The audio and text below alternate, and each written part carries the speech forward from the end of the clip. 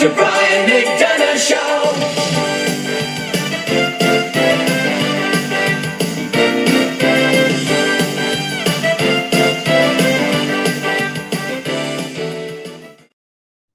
Hello, this is Dr. Brian McDonough, and welcome to another edition of the Dr. Brian McDonough Show.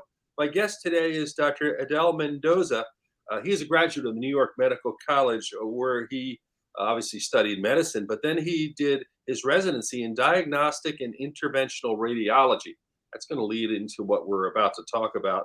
He then went to California, and he actually did that at the University of California, Irvine, and did a fellowship at NYU. He obviously has studied quite a bit to get where he is. And so at this point, I want to introduce to the program Dr. Edel Mendoza. Thanks a lot for taking the time to join me. Thanks for having me.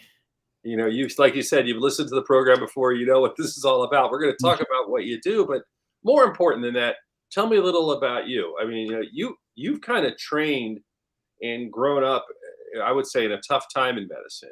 The last 3 years in particular, dealing with the pandemic and doing procedures and having COVID. What's it been like for you, on the front lines?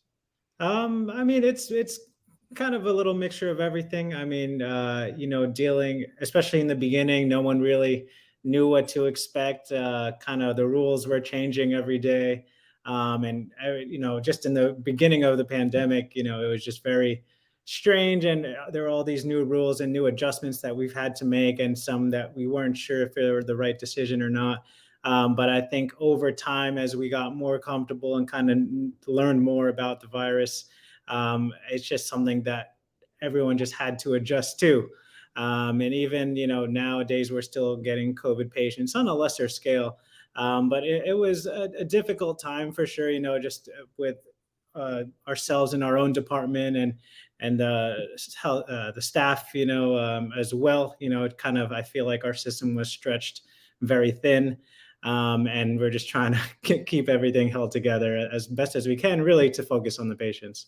You mentioned something about focusing on the patients. Everybody I've talked to has that one thing in common. They say, the big thing was keep patients comfortable, make sure they're safe, do what you can to help them. And,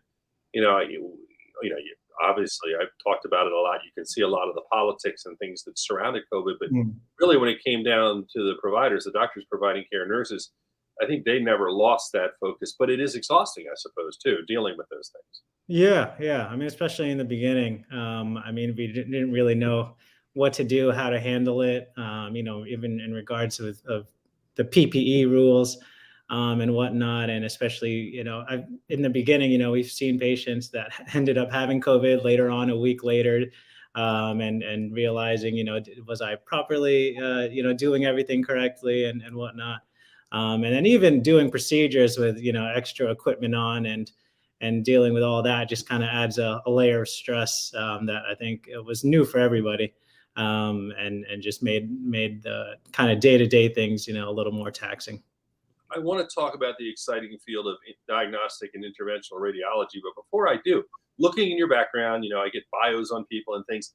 It said you were a concert pianist, and you clearly that is a unique, incredible skill. Tell me a little about the musical side of you, and did that have any impact into your going into medicine? Sure. Yeah, I would say it did. I grew up in a very musical family, on my mother's side.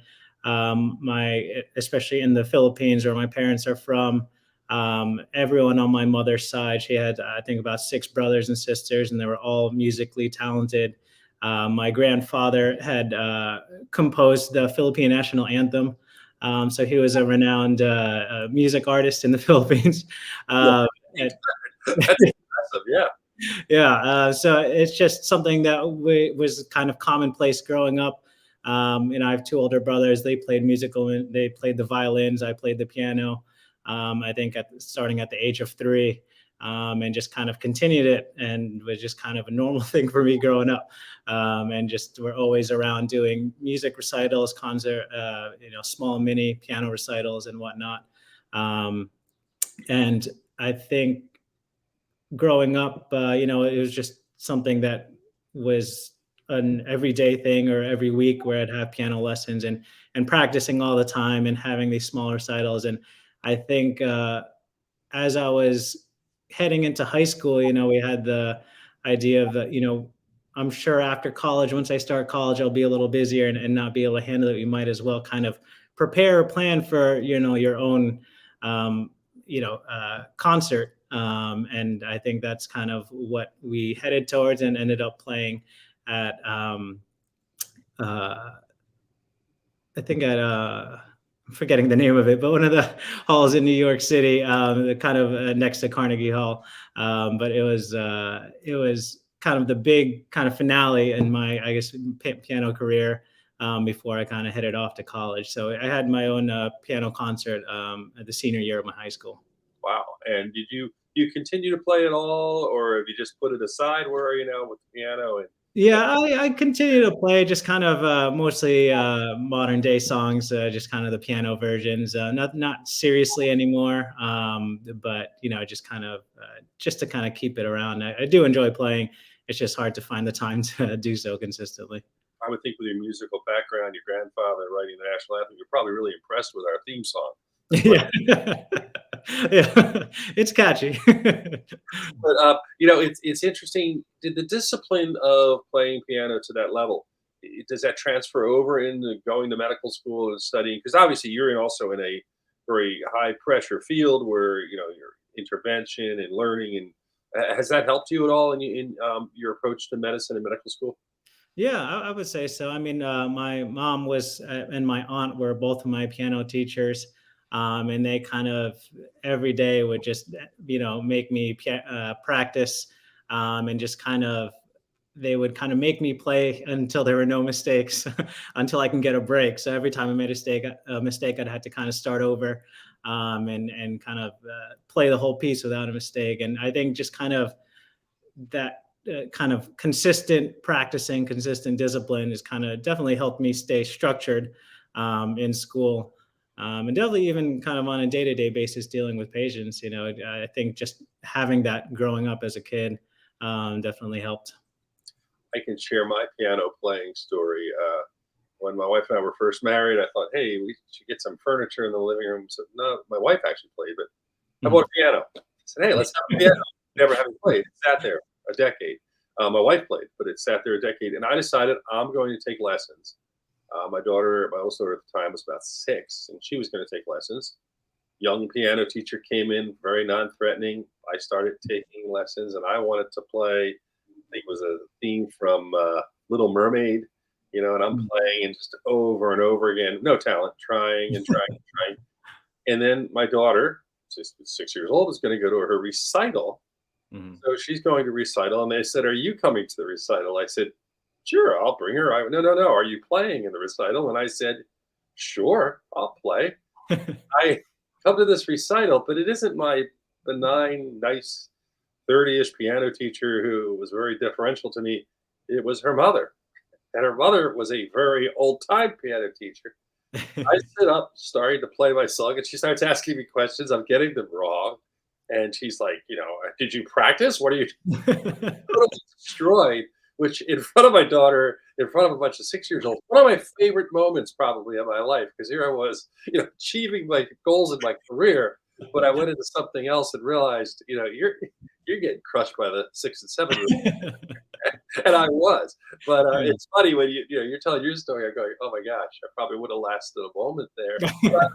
But I would think when you start at 3, it's probably plus your musical to begin with, I'm sure, but it's second nature. Yeah, yeah.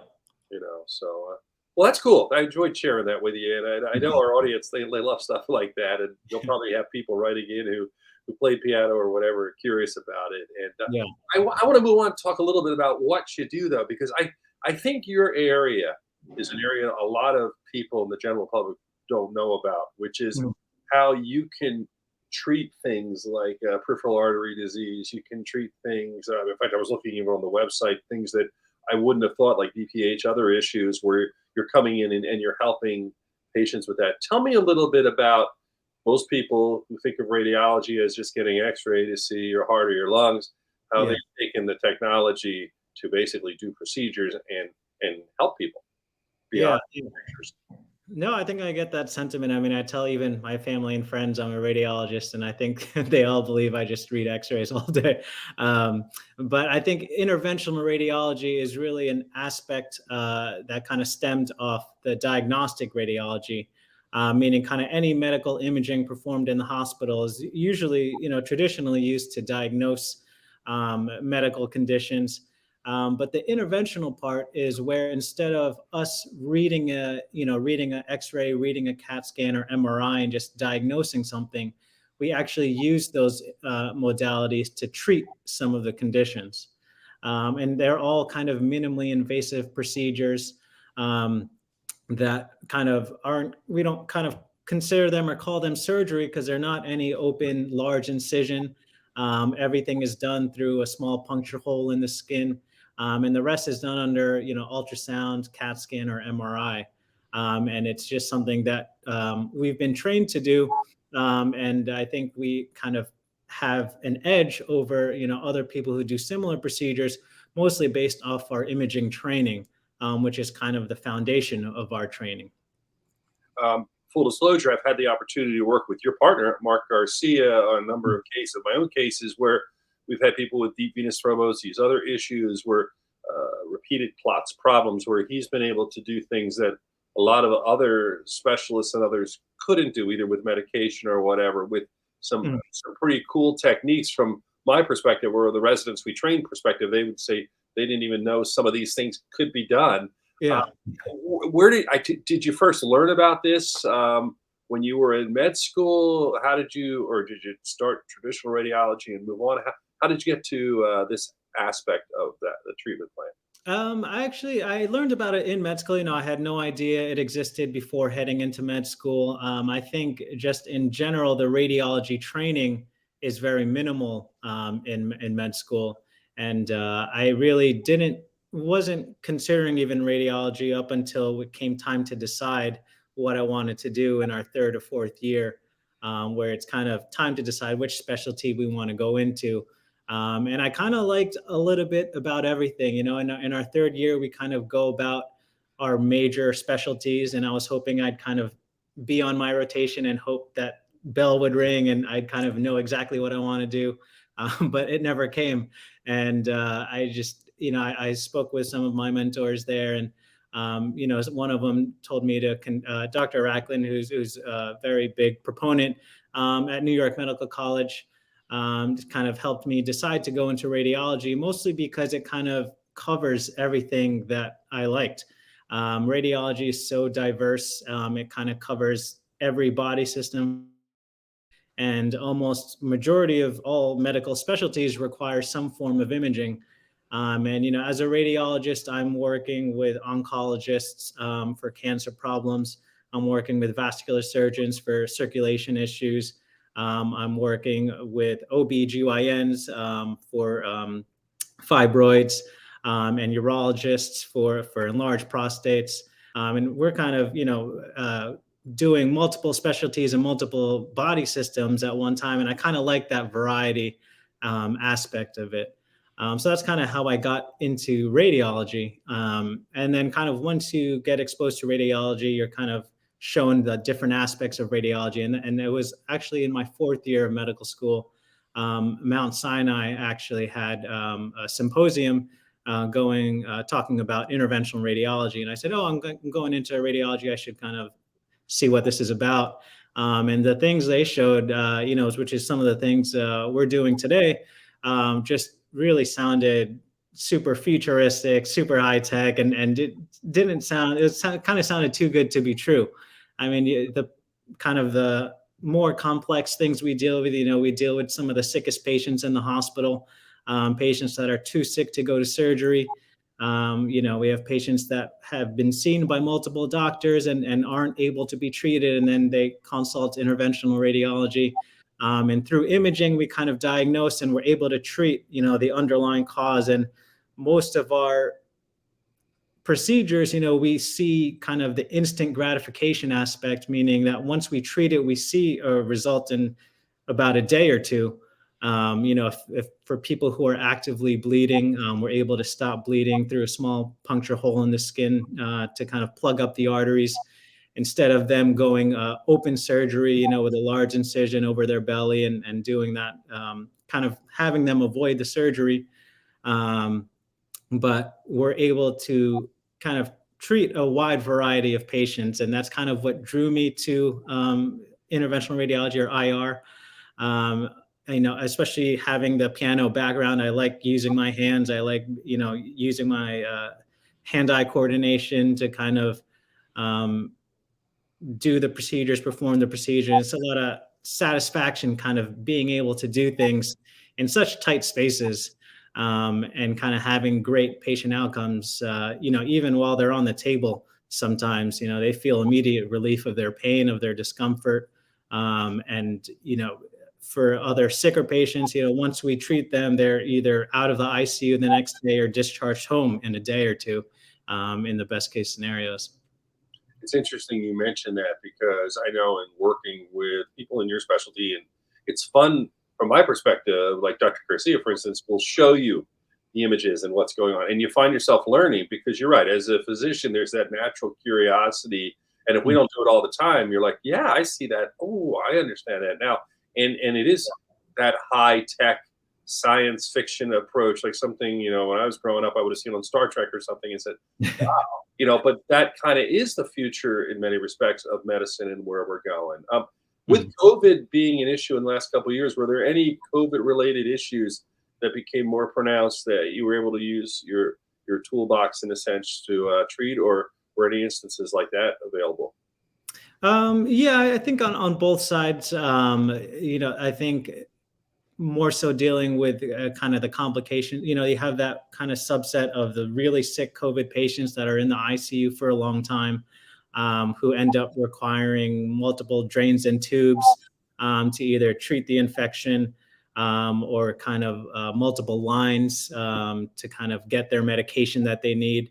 Where we kind of been performing more procedures on that on really sick patients in the COVID. And then there's also that other subset that I think we specifically deal with at St. Francis, that a lot of times COVID, even during the infection or after the infection, for some reason have been at higher risk of developing blood clots.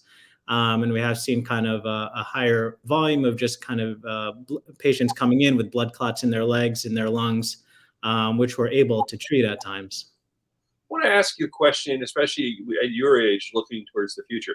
I look back now, and I remember I trained at Temple, and I remember they had this big trailer out in front of the medical school, which essentially had the CAT scanner in it. And we were learning about cross-sectional anatomy with CAT scans. And you just think about how exciting that was and how routine that would be in your world. And I look at all the things that have happened in my career. So now you're at this point where you're doing interventional radiology, these therapeutic techniques, like you say, with tight spaces, hand-eye coordination. What do you see in the next 30 or 40 years in your mind of where things could continue to go if they're going at this rate? I think it would just kind of continue to expand in other, kind of treating other health conditions. I mean, even now there's new procedures that are kind of in development or in the process of becoming more widespread. Some of which I'm trying to start over at St. Francis, specifically kind of treating knee pain for osteoarthritis. That was never an IR related, solution before, just until over the last few years, we've been able to develop new procedures and new techniques to help treat that. And I think over the next, decade or so, we'll just, as technology improves, as we're able to kind of treat more areas and more health conditions, I can see IR developing new techniques for things that are either difficult to treat or, kind of add an additional option for patients to have in kind of how they want to handle, their health conditions. So how exciting is it to go into work every day knowing that, like you said, it can be any organ system virtually with all these different people at different ages, illnesses, these sorts of things, and make a difference like that? It's got to be really rewarding for you. Yeah, no, that's why I like it, and that's why I enjoy it, even kind of day to day. I mean, even over this Memorial Day weekend, I was on call, and we were kind of treating, circulation issues in the legs, treated to blood clots in the lungs, to blood clots in the legs, and kind of a little things in between. But I think the best part, I think, of why I enjoy the procedures really because patients feel almost immediate relief from the procedures. All our procedures have quick recovery times. A lot of them are same day procedures where patients come into our office and leave the same day after a few hours and are kind of back to work either in a day or two. Um, and in terms of specifically focusing on peripheral arterial disease, which is kind of, I would say, our bulk of our practice, we have patients that have pain in their legs for 1 to 2 years, and they've seen a few doctors, and they haven't been able to treat it. And then they come in and see us, a vascular specialist, and we do a procedure, and they're pain-free walking in the next few days. And they're just so happy, they're so relieved and very satisfied that they are walking miles a day now when before they could barely walk to their mailbox.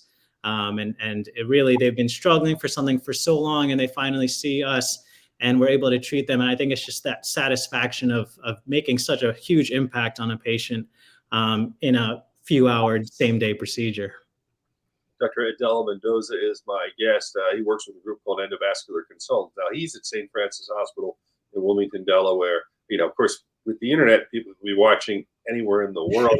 I know you have a lot of people come to you from around the country, but are there a growing number of people doing what you do? How unique is the service that you provide, and is it rapidly expanding as a bigger force in healthcare? I mean, I think so. I mean, I think interventional radiology, kind of even from when I was in medical school, became more popular. At one point, it was the most competitive specialty to apply to from medical school. Just in the most recent years, just because of how popular, I think it's blown up, and kind of the medical students are seeing, the impact that IR has on patient care. And I think there's just kind of a huge rise and attraction to IR that even in medical training is starting to take off. So I kind of continue seeing that take off over the next few years to kind of have more IR doctors available to help treat this, kind of a wide variety of the things that we do treat. What we do here at EVC, I would say, is kind of a very focused niche, in specifically focusing on vascular diseases or issues with the circulation, or sometimes treating organs through the circulation, through the arteries. But I would say, in terms of the whole medical picture, it's a very small subspecialized field that I think is just continuing to grow. Especially, when you compare it to surgery. Surgery has been around since the beginning of medicine. I think IR has just kind of developed in the 60s, 70s, and had really probably gained some footing and just in the early 90s, and kind of so on. So it's still, compared to other procedural specialties, it's still kind of in its infancy. But I think of where we're at right now, I think with how advanced our technology has become and how we're able to treat such a wide variety of diseases, I think we're at a good place right now, and we're continuing to grow, and I'm excited to see what the future holds. Well, Dr. Edel Mendoza, you're an example of someone who's taken something they learned as a child, and the hand-eye coordination, the skill set of being a concert pianist, applied it to your professional career now, doing procedure and helping people, really restoring them to better function and healthier lives. And I want to thank you for taking the time to join me on the program. It was great for you to take the time and share some interesting stories, and also keep up the great work you're doing. Oh, thank you so much. Thank you for having me. My pleasure. The Dr. Brian McDonough Show.